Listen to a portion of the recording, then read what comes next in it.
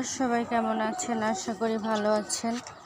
তো সবাই আমার ইউটিউব চ্যানেলটাকে সাবস্ক্রাইব করে দিবেন, লাইক কমেন্ট শেয়ার করে দিবেন, পাশে থাকবেন সবাই।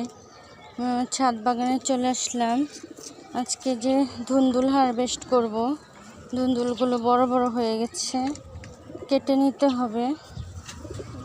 এদিকে আলু শাক হয়েছে, সুন্দর শাকসবজি, নানা রকম গাছ। এদিকে আরও একটা ধুন্দুল হয়েছে, এটাও হারভেস্ট করব। ওই যে উপরে আরেকটা ধুন্দুল। এদিকে আছে কবুতর, নানা রকম গাছ। কবুতরগুলোকে খাবার দিয়েছি, খাবার খাচ্ছে। গাছপালা সব শুকিয়ে আছে, পানি দিচ্ছি। এদিকে আছে কোয়েল পাখি, এদিকে একটা কবুতরের বাচ্চা। এদিকে নানা রকম গাছ, আমড়া গাছে ফুল এসেছে, করলা ধরেছে। এদিকে হচ্ছে করমচা গাছে ফুল এসেছে, করমচা ফুল। এদিকে করলা ধরে আছে।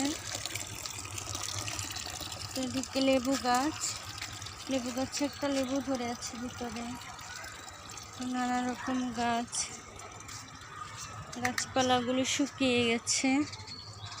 আসলে অসুস্থ থাকলে যত্ন করা যায় না, পানি দেওয়া যায় না। এদিকে সুন্দর শাকসবজি হয়েছে। এদিকে একটা বড় ডাঁটা হয়ে আছে। কামরাঙ্গা গাছে ফুল এসেছে। এদিকে বাগান বিলাসী গাছে অনেক সুন্দর ফুল এসেছে, দেখতে চমৎকার লাগছে। এদিকে পোলাও পাতার গাছ, কালো মরিচের গাছ।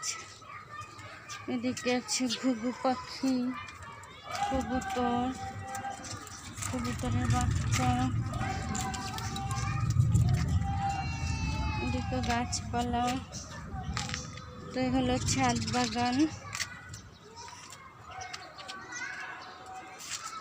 ছাদ বাগানটা কেমন হলো সবাই কমেন্ট করে জানাবেন। তো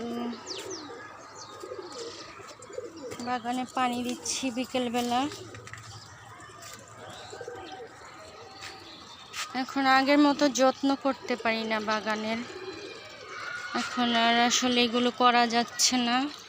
মনে হচ্ছে বাগান করা ছেড়ে দিতে হবে, কবুতর পালা ছেড়ে দিতে হবে।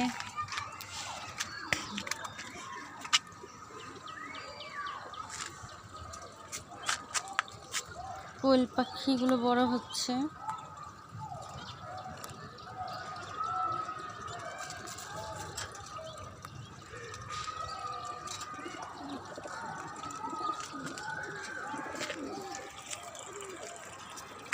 ভালো লাগে যখন ফুল ফল শাকসবজি পাই বাগান থেকে।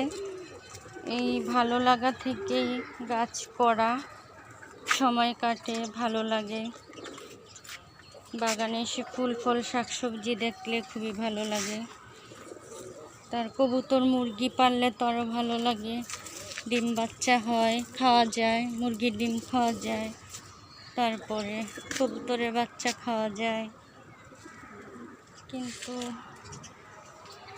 সব কিছুই শরীরের উপর নির্ভর করে।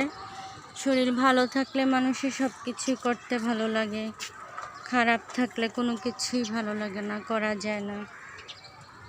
তো ভালো থাকবেন সবাই, আল্লাহ হাফেজ। আমার জন্য দোয়া করবেন।